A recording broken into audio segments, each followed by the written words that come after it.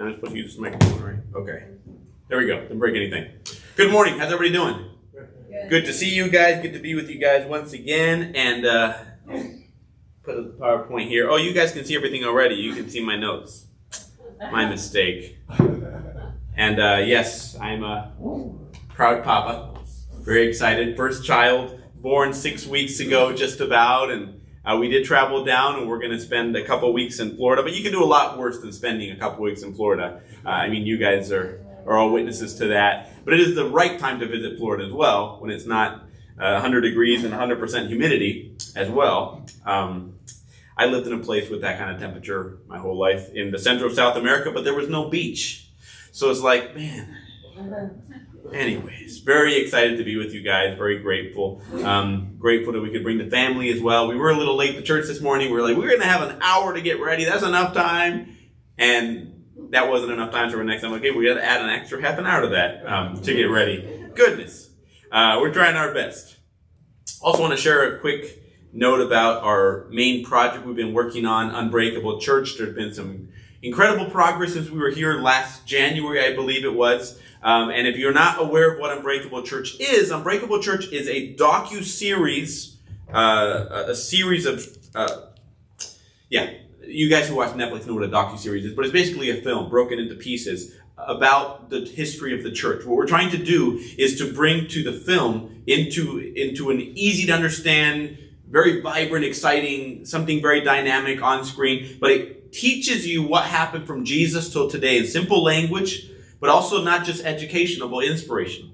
Full of both interviews with people who have doctorates and know what they're talking about, which is not me, and then also storytelling and also filming in places like Turkey and Italy, getting shots from Egypt and Israel and all that stuff. So very excited. And we've gone ahead and we will be filming season 1 in October of this year. The Lord has opened the door. We're taking a step of faith. When we were last here, I think we had raised maybe 10% or something like that, maybe. Now we're up to 58% raised. So we're getting much closer. We're stepping out in faith, and we're aiming to make this happen. Since we've been able to raise enough as well, we haven't contacted production companies, or distribution companies, better said, and hopefully going to go and finish it, make it something, hopefully visually attractive, very appealing and everything, and then tell them, hey, you guys can have this for this price for this broadcasting audience, and that will hopefully pay for season 2 and season 3. And we have a whole bunch of other projects we want to do, but we won't want to get ahead of ourselves. We got to do the first one first and then see what the Lord does. But really at the heart of Unbreakable Church is a simple message. That the church is unbreakable, not because people are so cool and church is so fun and everything is so wonderful, because Jesus is awesome. If it wasn't for Jesus, I wouldn't be a church. He is what makes church worth it. He's what makes Christianity worth it. He is at the heart of it, and the scripture is at the heart of it. So bringing a project that can be watched by any number of denominations to get them to say, what makes a church unbreakable? Is Christ. What makes it beautiful is Christ. Coming back to the gospel, coming back to a simple gospel in a sense too, and back to scripture is so important, I think, especially in our day and age with so much confusion. So many young people, as a missionary in Bolivia for about 12 years or so, I'd get a lot of young people say, where do I go to church? Where do I go to church? And it'd always be a difficult question, I think, even in America. Well, you want to go somewhere where they love Jesus and they love the Bible. That's really at the base heart of it. You can have all these other distinctions and details and stuff, but that's at the heart of it. So that's what we want to present and portray in our project as well. So if you'd be praying for us, we'll be filming in October for about 21 days in the Middle East and Europe with a professional film crew, hopefully getting it done by early next year. And also, Lord willing, having at least one platform available online where it's available to be watched and used and presented. And again, we've had a lot of contact with a lot of different people interested, a lot of different companies, also some international language groups as well, thinking about some Arabic and Persian, also Turkish, and we talked to some people from Kerala as well, so I need Ashish to help me out a little more to get that ball rolling. But we're very excited. Of course, Spanish. Hello. I love Spanish. My bad. That was like an obvious one there. But very, very excited. We've also been able to line up some pretty cool interviews for it. One of them is Pastor Andrew Brunson. I I always mess up his name. I think it's Andrew Brunson, but Brunson is a guy who got put in jail for a couple years on false charges, and the United States government, the Trump administration, got him out. And he one day is in a prison cell rotting away, and the next day he's in the White House praying for the president. It was pretty wild. So he's one of our interviewees. We've also been in contact with Dr. John Lennox, probably the most brilliant dude alive today among the Christian world. I mean, he's the guy who made some very famous atheists look like kids with a smile on his face. So he's someone who has offered us to use his material, and we might even be able to squeeze in an interview or something with him personally, but he's a very busy guy. As he wrote me, he says, I'm 80 years old. I don't have the same energy I used to, but we're very grateful for that and looking forward to that. So please be praying for Unbreakable Church, that we'd be doing things right. We wanted to do it something really special, very transparent, and hopefully a very big blessing to many people. So we do have a few more cards. I'll add some more to the back if you guys want. You can also go to the website. It's literally unbreakablechurch.com. Hard to miss. Okay. Last time we were here, you probably don't remember, maybe you do. I had been doing a series that I just love so much on the story of the women in the genealogy of Christ. And about a year ago, we did the story of Rahab. I had to look it up because I didn't want to preach it twice, and you're going to be like, that was great. The second time around, even better than the first time. But I want to talk about another one in this series because it is interesting that a genealogy written by a Jewish man at the introduction to the Gospels is Matthew. A good Jewish boy would never put women. It was not necessary. It was probably a faux pas. But he did it. He put it in. Why? And that's one of the great questions. And he put in 5 women. And what's interesting is these 5 women share something in common. They are women who are either great sinners or perceived to be great sinners. Every single one of them. Now, one of the interesting ones is Ruth, because as she's portrayed as such a great sinner, when you actually start to look at her, who she is, you start to say, is she really? Who is she really?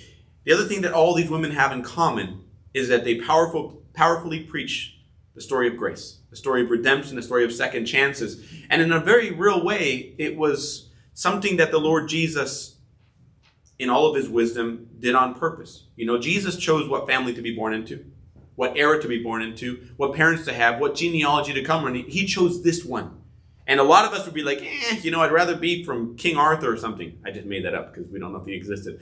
But, I'd rather be from some great genealogy, some great line, some rich, famous people. But he chose kind of a lot of losers, to be honest. As much as Abraham and all this stuff. I mean, chronic liars and adulterers like David and just kind of a mess. And you say, ugh. But that's why Jesus came, to save sinners like me, like you. So that's the story that you see among these women. Women who the world called nothing and God called great.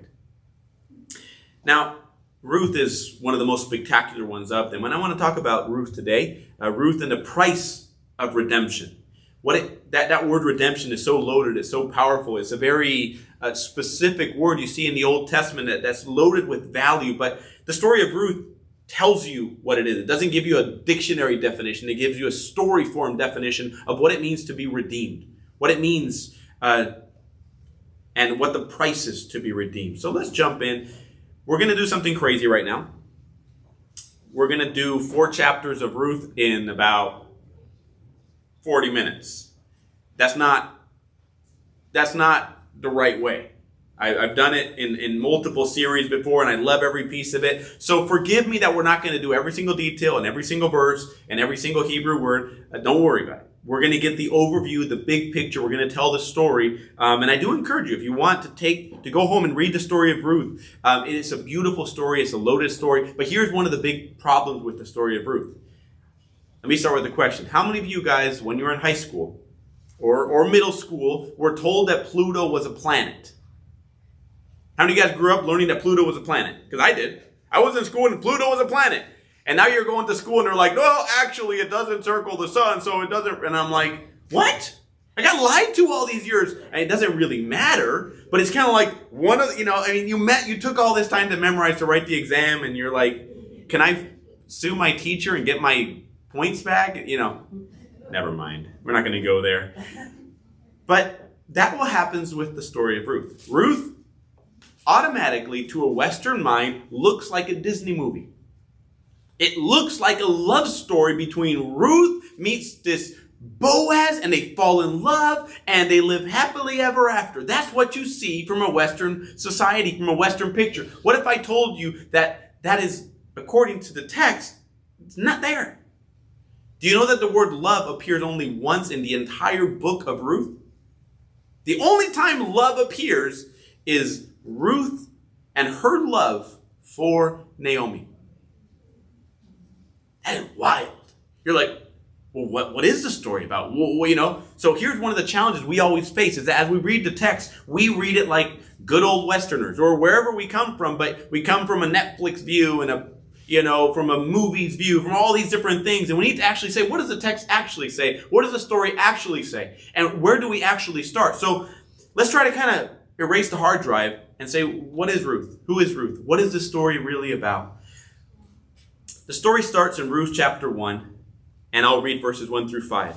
In the days when the judges ruled, there was a famine in the land, and a man of Bethlehem in Judah went to sojourn in the country of Moab, he and his wife and his 2 sons. The name of the man was Elimelech, and the name of his wife Naomi. And the names of their 2 sons were Mahlon and Chilion. I was joking before that we're looking for boy names, but we're not anymore.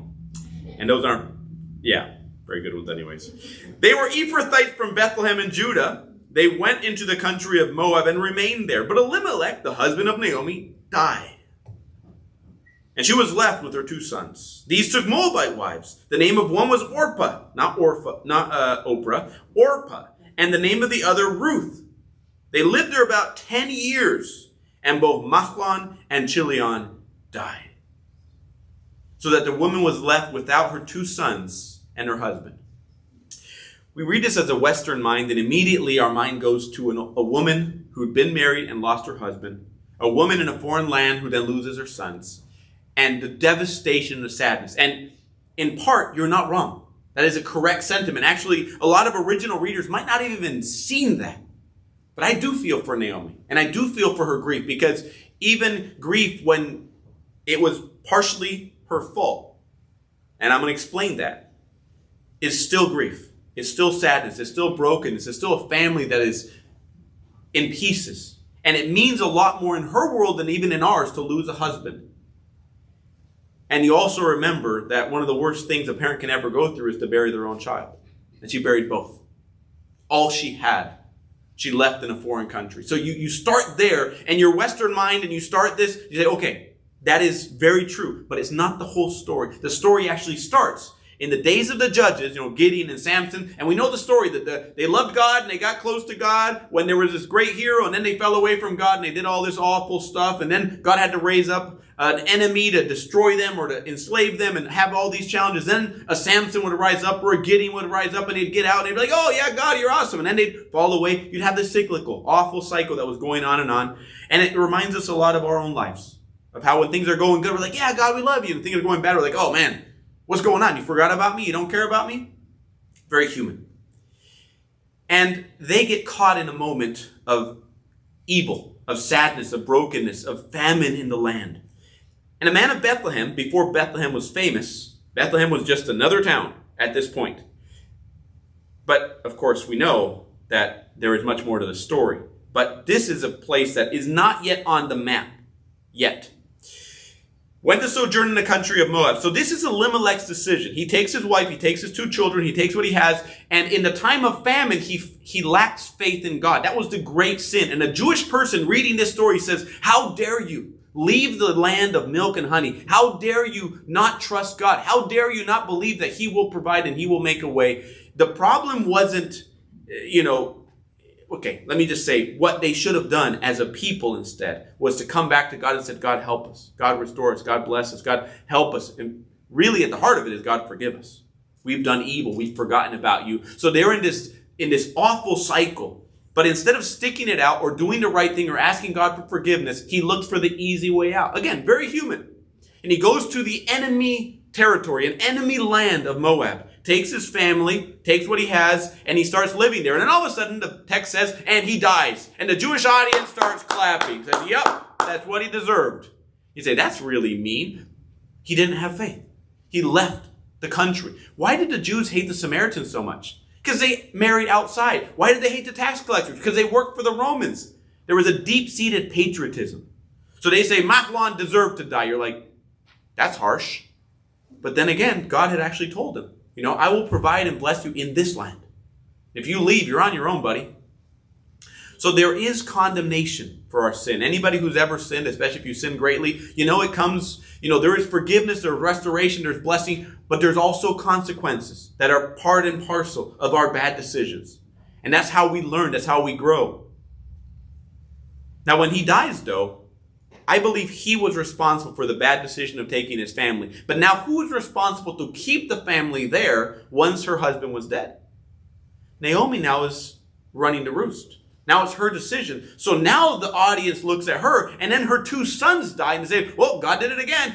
What's wrong with you, Naomi? Why didn't you return home? God sent you a sign. You buried your husband in a foreign land. Go home. You're under condemnation. And she didn't return home. So the audience of the Jews are like, well, what did you expect? Not much mercy, not much sympathy for her. I have sympathy for her. You have sympathy for her. And it's part of the story. But again, the original audience says, Naomi, you really messed up here. What are you doing here? And Ruth and Orpah are foreign girls. They've married her 2 sons, but she's old. Her husband is old. And he's died, and they're all alone. So what does she say? I guess it's time to go back home. Now, it's interesting. It starts with, though, the following thing. Then she arose with her daughter-in-laws to return to the country of Moab, for she had heard that the Lord had visited his people and given them food. In sports, we like to call this bandwagon fans.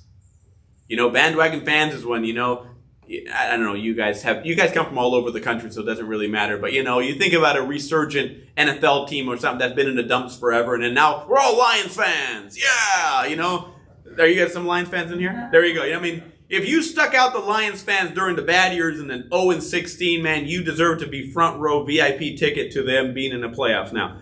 But the rest of them are like, oh, the Lions are cool. Like, yeah, they were awful forever, and they're finally good again. And, it's kind of like being a Bears fan. It's just tough. She's a bandwagon fan. She's like, when things got tough, we left. Things got good, let's go home. So it's this idea that when things go bad, it's someone else's fault. When things go good, I give myself a pat on the back. When things go wrong, I blame God. When things go good, again, I give myself a pat on the back. It's very human. And she's doing it. You know what? I don't have much sympathy for Naomi. And it's going to grow. And I'm going to talk about Naomi right now. I don't want to be mean to anybody. But I do want to say a few things. Because fast forward a little bit, and I won't give it away. You probably already read this, but just imagine that you have your blank slate. But you fast forward a little bit, and when she gets back home to her hometown of Bethlehem, she says, no longer call me Naomi, which was a very beautiful name. Call me Mara, which means bitter. For the Lord has gone out against me. She repeats it multiple times. In her mind, the loss of her husband and sons was God's fault. She doesn't take the blame. She doesn't look at her decisions. She doesn't look that she broke the law, that she went to a foreign land, that she didn't have faith in God. She doesn't repent. She just blames God. Now, from a Western perspective, looking at it from grace instead of from law, we can be very critical in this. But Naomi was under the law. She was to follow the law. God has said in Deuteronomy 28, if you're in the land and you honor me and you follow me and you obey me, I will bless you. But then you're on your own, and I actually will curse you to teach you something. So this is a very difficult thing for us Western-minded people to get around. But that's what's happening here. But she goes back angry with God, bitter with God, just looking for a handout, but her life is desperate. And here it is. I can actually, if we read through here, you're going to see a little bit of that bitterness going on now. But Naomi said to her 2 daughters-in-law, go return each of you to your mother's house. Then she kissed them, and they lifted up their voices and wept. And this goes on and on. Turn back, my daughters. Go your way, for I am too old to have a husband. If I should say I have hope, even if I should have a husband this night, and should bear sons, will you therefore wait for them to be grown? Would you therefore refrain from marrying? No, my daughters, for it is exceedingly bitter. Mara, bitter. That's the definition right there. For me, for your sake, that the hand of the Lord has gone out against me.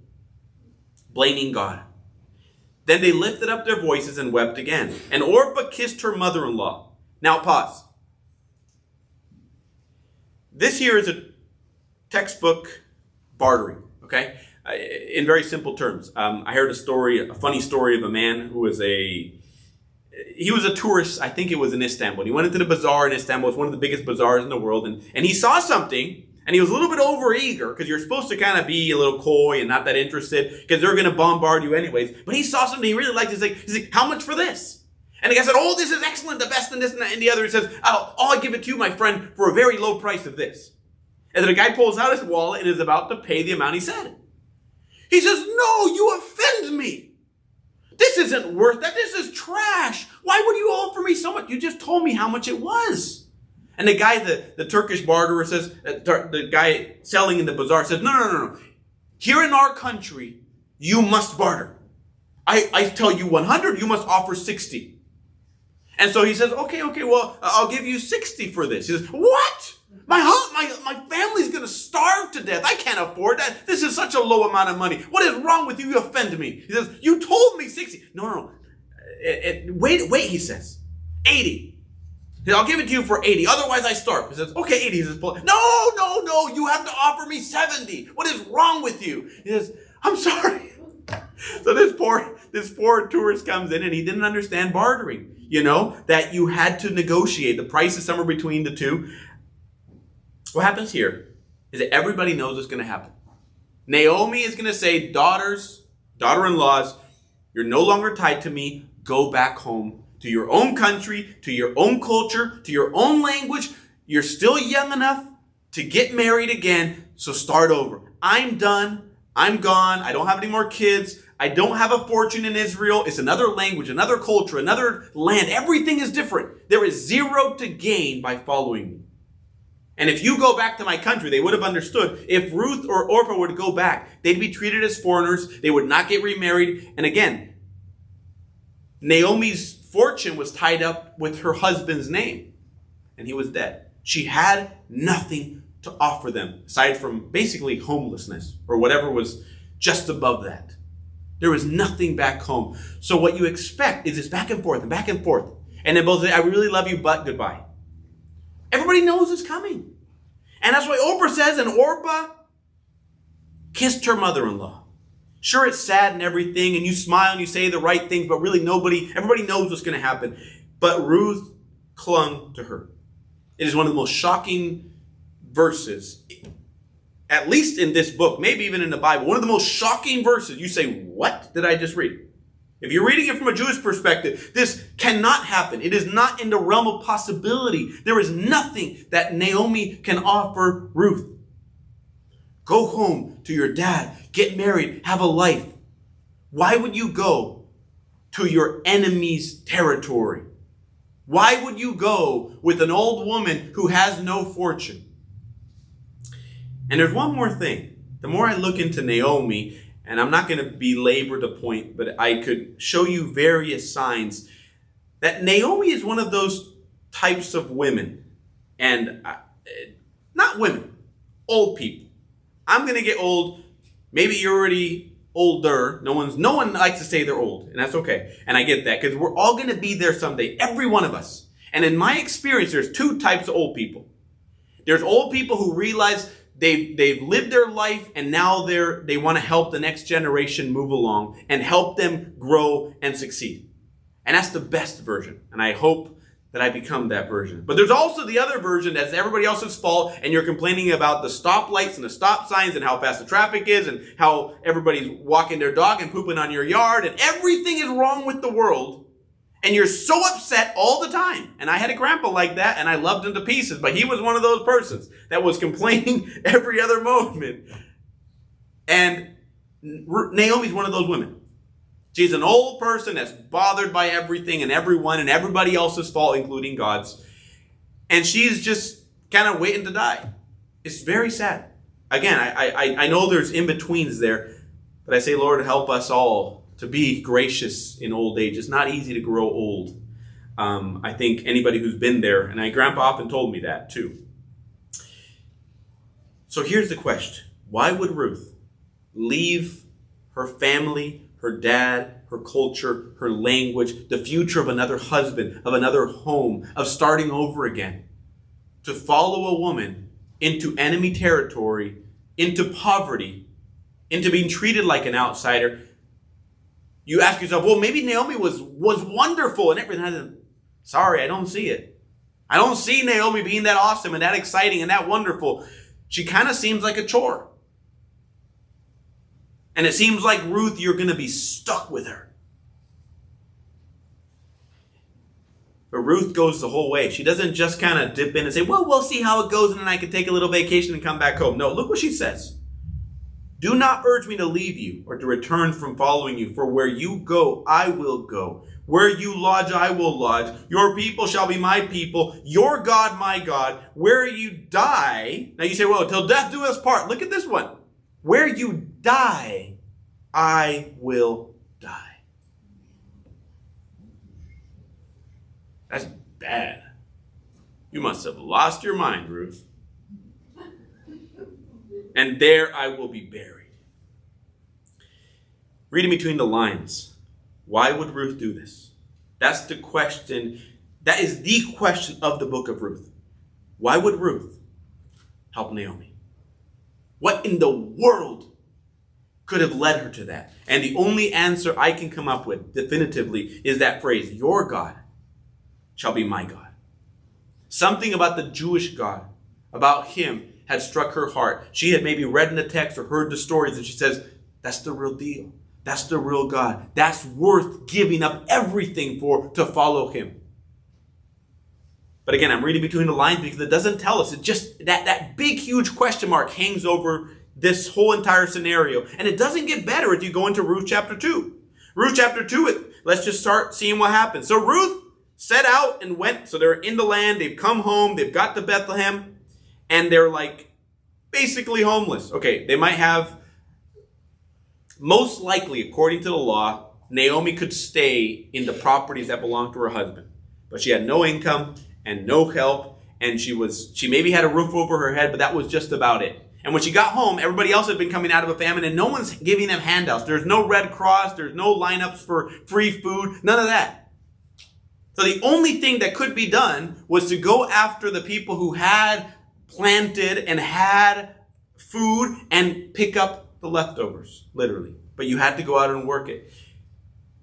So Ruth set out and went and gleaned in a field after the reapers, and she happened to come. Now this is after she's going to be gleaning, as it will, for about 6 months, between April and September of that year, through at least 2 different harvests. Every single day, sun up till sundown. And she happened to come. Coincidences don't exist, as you know, and especially not in the scripture, but that's another story. To the part of the field belonging to Boaz, who was of the clan of Elimelech. And she'd been out there every day for a long time, busting her tail. And now finally she happens to come to a man who is related to Elimelech. Then Boaz said to his young man, whose woman is this? And the servant answered, she is the young Moabite woman who came back with Naomi. And he starts to tell her about her, of course, pretty much common knowledge, especially in a small town. There's no secrets. So she came and has continued from early morning until now, except for a short rest. And so he says, okay, I want to talk to her. So he goes out and finds her and says, then Boaz said to Ruth, and here's where the Disney movie starts, right? They look in each other's eyes and they fall in love. And well, actually, that's not what happens. It says, now listen, my daughter. You're like, that's lame. Yeah, are you going to let him get away with that? What is the real story? Well, he's a landowner. He's a businessman. He has all this property. In Jewish culture, I'll just break it to you right now. In Jewish culture, there was kind of no such thing as anybody being single. You were going to get married. Sounds like some cultures I come from, like South America. Like, you have to get married. It's not like being single. What's wrong with you? Are you stupid? It's just not right, but that's kind of how they treat you. You had to get married. A 30-year-old man about that age would get married, and a 13-year-old girl would get married. That was about the age that you would do it. He's an older man. Ruth has already been married, give or take up to 10 years. Okay? So she is somewhere between 20 and 30 years old, give or take. And he calls her my daughter.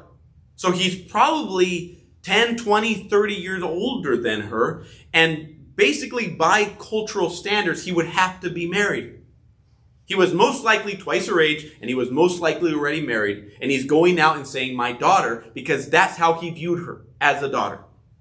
So your entire Disney picture goes, you're like, ugh, I actually don't like this very much anymore. Well, hold on for a second. It says, now listen, my daughter, do not go to glean in another field or leave this one, but keep close to my young women. Have I not charged the young men not to touch you? Now it's interesting. She's been out every single morning and she's going to all these other fields, and not all the Jewish landowners and the servants are quite conscious of morality and all this stuff. I mean, you read about what happened during the time of the judges. Everybody was their own law unto themselves.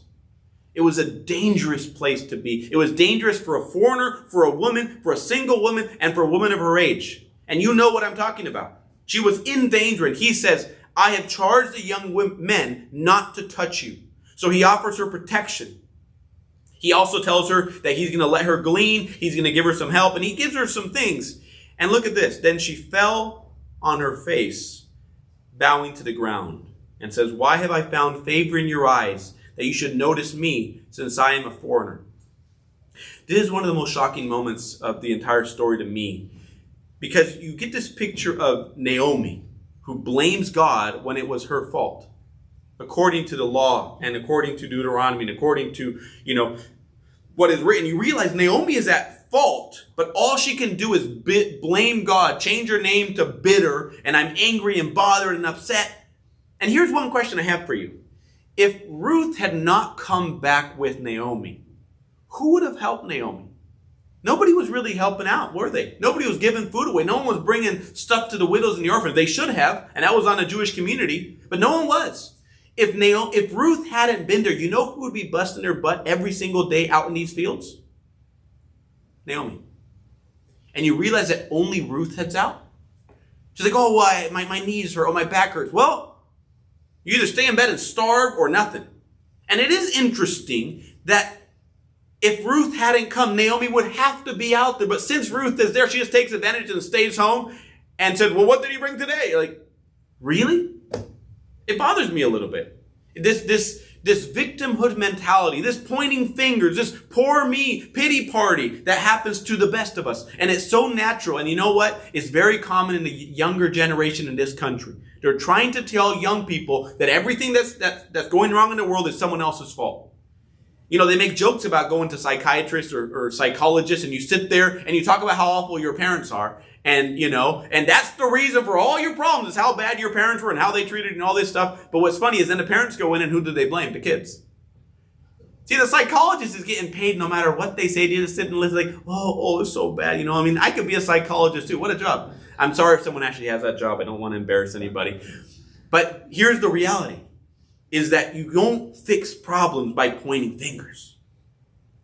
You don't, scripturally, you realize you can realize who's hurt you and how you've been hurt and all this. But at the end of the day, you can't change someone else. You can't force someone else to forgive you. You can't change your circumstances. And sometimes we've been given a bad hand, dealt a bad hand. Ruth, Naomi, I got dealt a bad hand. What are you going to do about it?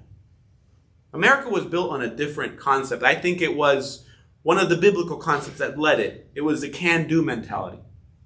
It's like, I'm not going to ask for a handout. I'm not going to look for socialism, because that's what existed in Europe forever and ever and ever, and it's coming back today. It's not a new concept. The rich need to give to the poor. It was an idea that I can go out and I can work and I can be the best version of myself. And if you can prove it, you can reach it. The American dream. It wasn't about having a car and a house and all these things. The American dream was freedom to work, freedom to be the best version of yourself, freedom to prove yourself. And in this country, to say if you can do it, you're going to get hired. Not because your daddy was so-and-so, not because you have old money, but because of your talent. And I see in Ruth and Naomi two very different women. I see Naomi as the pity party, as the pointing finger, as the looking for handouts, as oh, sorry, and poor me. And Ruth is in a terrible situation. She has given up everything to go after this woman who isn't, to be honest, worth following or worth loving or worth helping. She's busting her tail every single day. And you think about it, where could she be? She could be back home with daddy. She could be getting married off to some rich dude in her town because, she's a very attractive, very smart, very hardworking woman. A lot of men would be after her. She could have started over again. And she came to Podunkville, Bethlehem, before it was anything. She came with Naomi, and everybody's looking over the shoulders and say, who is this foreigner and this and that and the other? And she's gleaning every single day. And months in, she finally gets a little bit of help. And she could be thinking about how much better she had it. But yet, when a little favor is given to her, I'll give you protection and I'll help you find a little bit more food, she bows her face to the ground in gratitude. Isn't that interesting? How amazing gratitude is. We can live our life pointing fingers and playing the pity party. Or we can say, God, other people have it better than me. Other people are living better than me. Other people got different cards.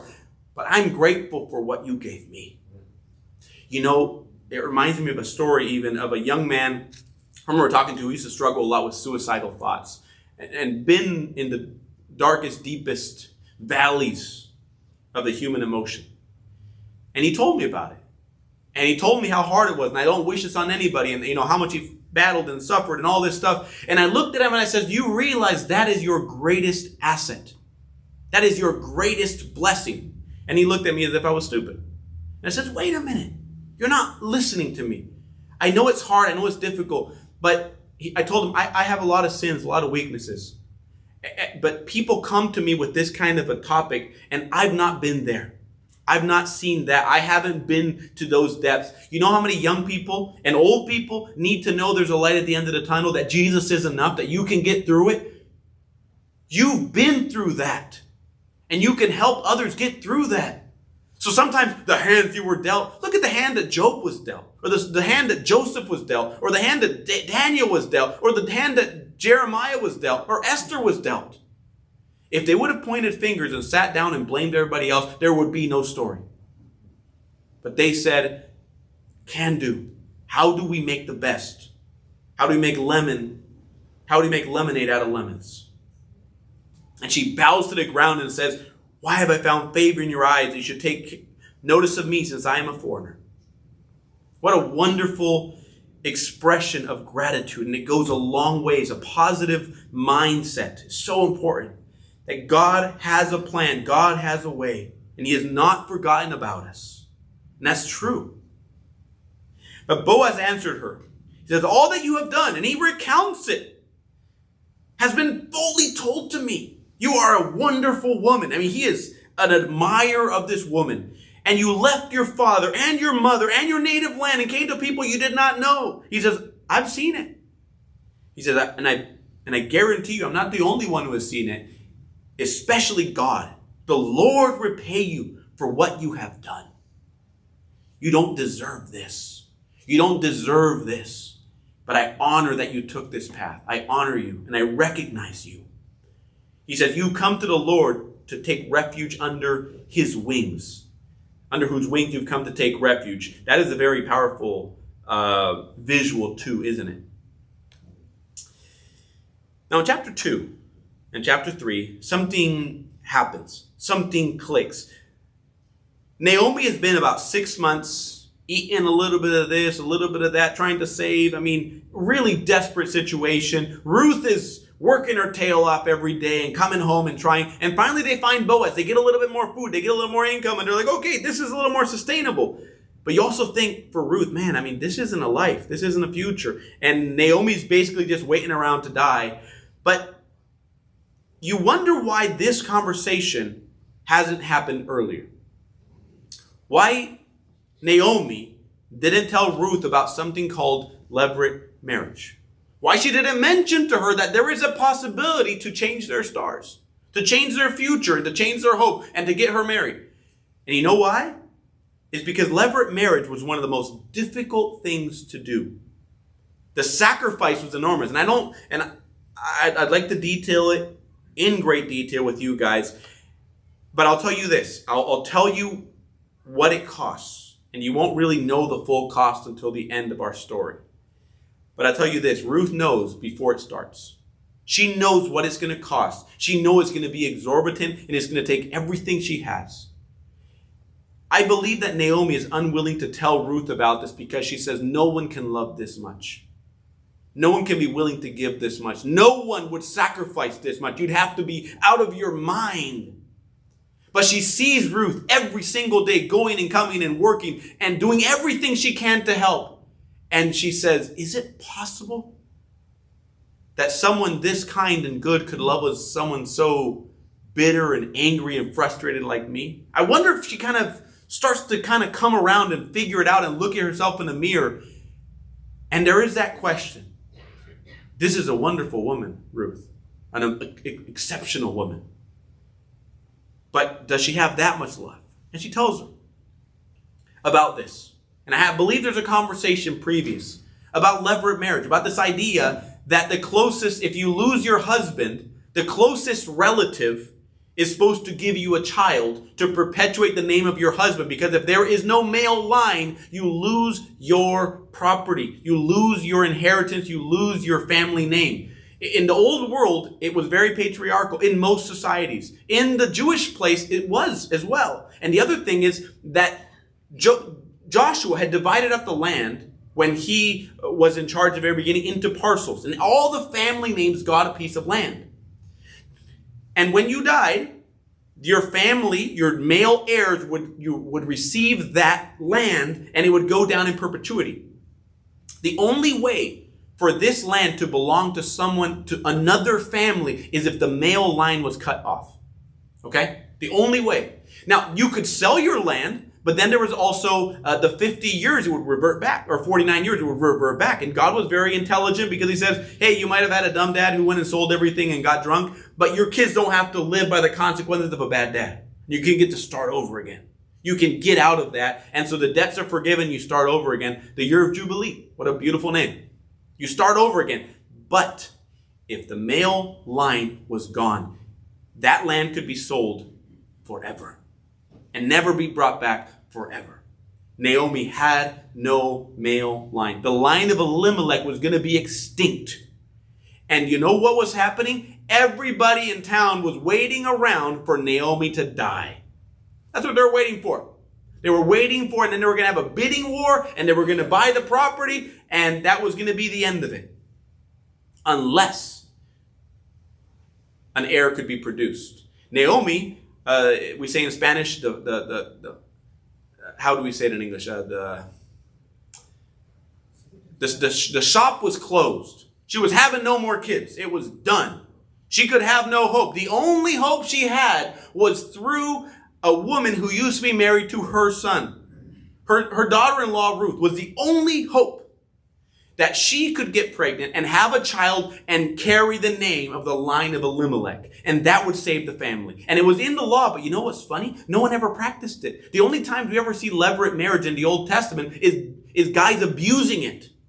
Never doing it for good. Because it was too much of a cost. It was too much of a sacrifice. And this ploy here took two to tango.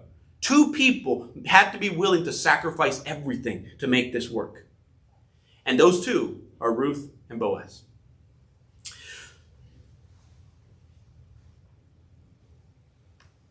Let me go to the next one here. Naomi replied, Ruth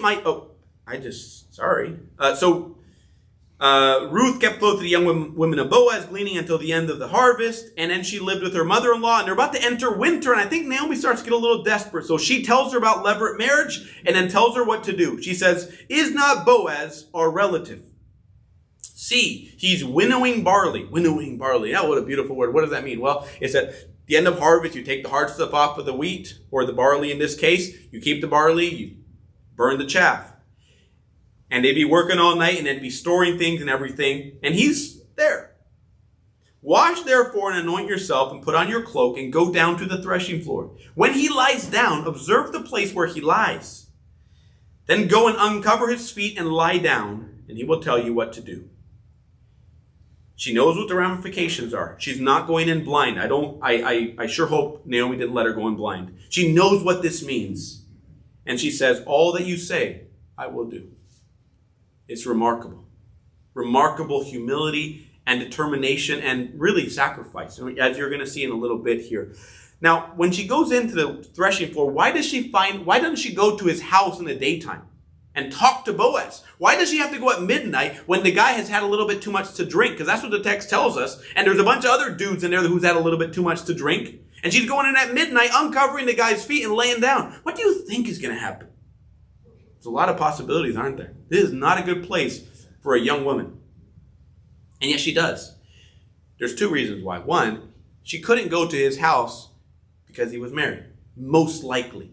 I know it's upsetting and messed up and all that stuff, but remember, in the old world, it wasn't, many men had multiple women. So she wasn't going into this true love experience. And he was going to have issues as well, because, he already has another wife. And you remember, imagine all the problems there. You don't just show up and say, oh, by the way, I want to marry your husband. Like, excuse me? You visualize this. So she goes to the threshing floor when he's alone, but you also need it to be private, so everybody has to be asleep. And when she uncovers his feet, it was an old school way of saying, can I marry you? Women, take note. You can ask a man for marriage. Ruth did. She asked him for marriage. It's wild. At midnight, Boaz was startled and turned over, and behold, a woman lay at his feet. And he's a little bit out because he's been, again, drinking a little too much. That's what the text says. Sorry if I offend you. Who are you? And she answered, I am Ruth, your servant. Spread your wings over your servant. She used the phrase that he used before. Spread your wings over your servant. In other words, God is my protector, but he's sending you as a visual representation of God's love and kindness. And share that with me.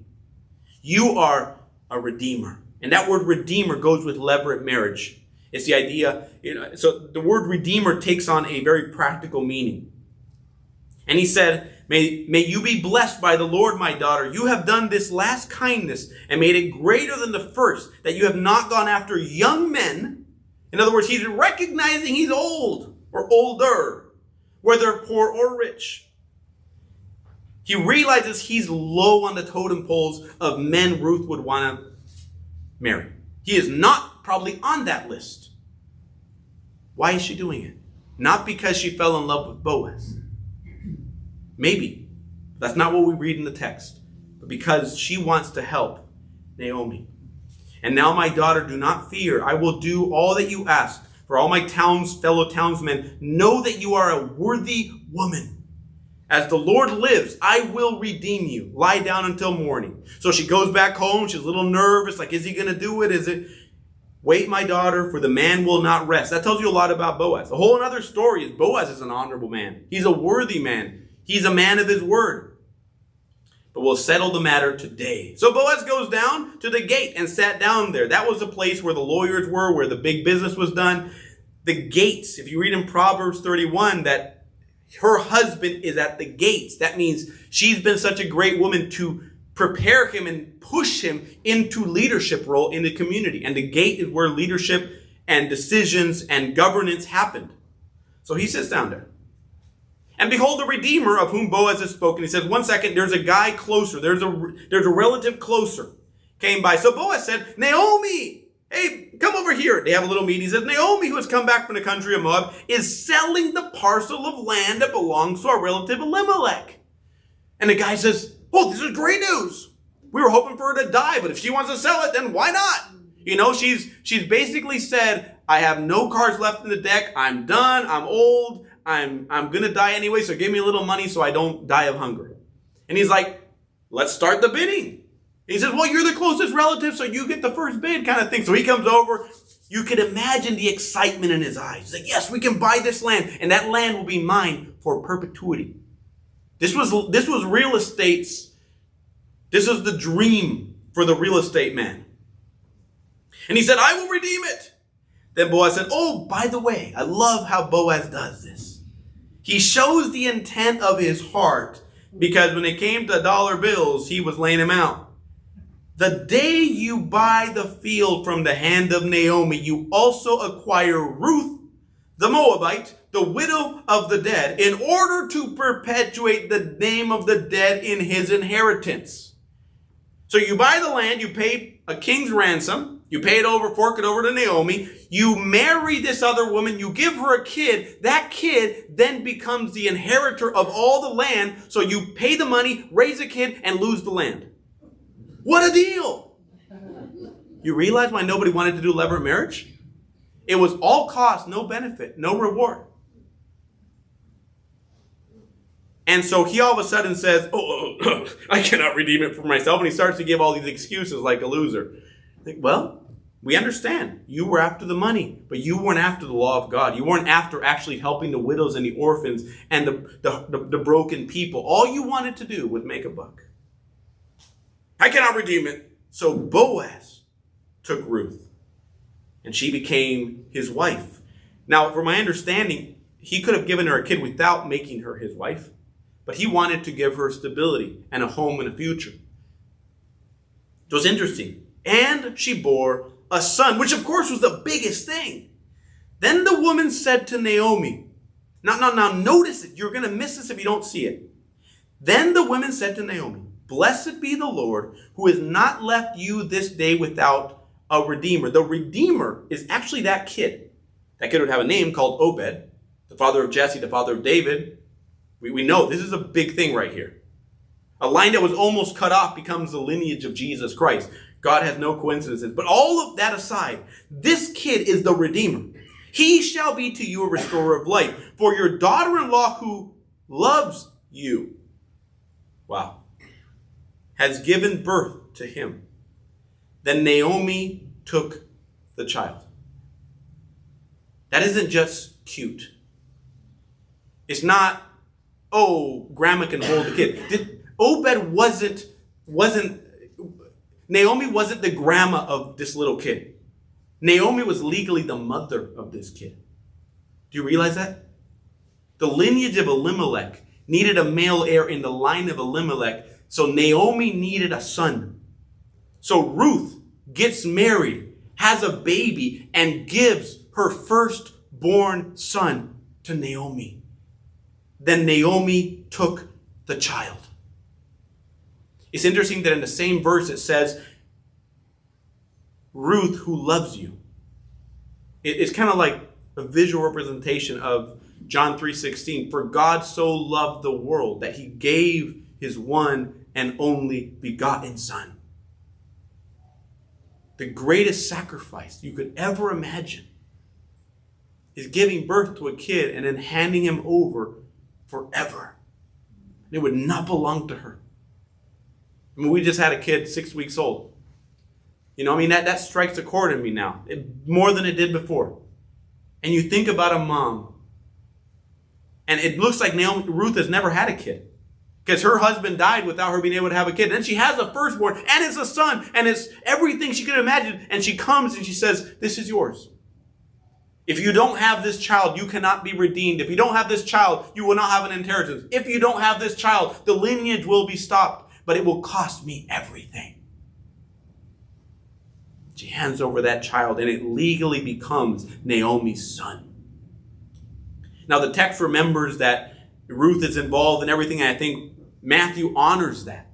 But legally binding, it was Naomi's child. A child has been born to Naomi, they declare. You're like, no, it wasn't. You're like, that's what this was all about. That's what that conversation at night was with Ruth to Naomi, and Naomi to Ruth says, here's what you got to do. You got to lay down this and the other. But she realized that at the end, she would lose everything. She would not marry the man she wanted. She would not marry some young guy. She would have to have a kid and then hand over that kid. And yet, what was Ruth's words to her mother-in-law? All that you say, I will do. The ultimate sacrifice. And that's why it's the story of Ruth and the price of redemption. It cost her everything. And Naomi gained everything. For the Son of Man came not to be served, but to serve, and to give his life as a ransom for many. I think Ruth is one of the most powerful pictures in the Old Testament of Jesus, a type of Jesus in a very real way, of a woman who didn't have to come from her homeland. She didn't have to leave her family and her home and her heritage and her culture, but she decided to out of love for a woman that was unlovable. That sounds a lot like Jesus, doesn't it? He left his throne and his Father above and all the glories and the benefits and all of the comforts to come to Israel to be called a whole bunch of lies and treated like trash and all these horrible things and crucified as a common criminal out of love for us. who were not lovable. See, the reason why I've been so hard on Naomi, and a few guys are a little bit nervous, like, why are you so hard on Naomi? You know why? Because Naomi is me and Naomi is you. We're not the star of the show. The story isn't called Naomi. The book is called Ruth. Ruth is the star of the show. Naomi is the problem of the show. She's the heart of the issue, and a woman who should have been left to rot. But Ruth said, I will not over my dead body. That's what Jesus did to me and Jesus did to you. The price of redemption was Jesus leaving everything out of love for the unlovable. And really a picture of grace. May the Lord help us as we reflect on the story of Ruth. We talked about a can-do attitude. Not pointing fingers, of knowing that the Lord has a plan even when things get dark, not comparing ourselves to others, but at the same time also realizing that we are loved not because we are lovable, because God is a God of love, and He's given us so much and blessed us so much. And when you see someone in the world who's on drugs or had an abortion or messed up their life or made a wreck of them, you need to look at them and see yourself in them. That was me if it wasn't for some crazy guy who gave up everything and sacrificed everything out of love for me. If it wasn't for Jesus, I would be right there or worse. That's what grace is about. It's not this, I'm better than you, I've made it. It's, I'm an absolute piece of work, and I was unlovable, and yet God said, I want that. And where you die, I will die. Like that kind of an attitude. And I said, wow, Jesus, that's true love. So the story of Ruth is a love story. Just not the one you thought it was. Let's pray. Heavenly Father, we thank you for this day. Thank you for your many blessings. Thank you for the story of Ruth that we only looked at briefly. We didn't get through the whole thing or all the details. And yet, at the heart is the love of a woman for another. A wonderful, honest, hardworking woman for one who didn't deserve it. Reminds me of me, at least. Of my sins and my shortcomings. Even as a Christian, I don't deserve Christ any day. I'm not worthy of Christ any day. And yet you love me. You forgave me. And you want to forgive our neighbors and our friends and the people who've hurt us and all the messes around us. And you haven't given up on us, even though you could have just stayed home. You made the trip. You came to this earth. You died for our sins out of love for us. Thank you. Thank you, Jesus. In His name we pray.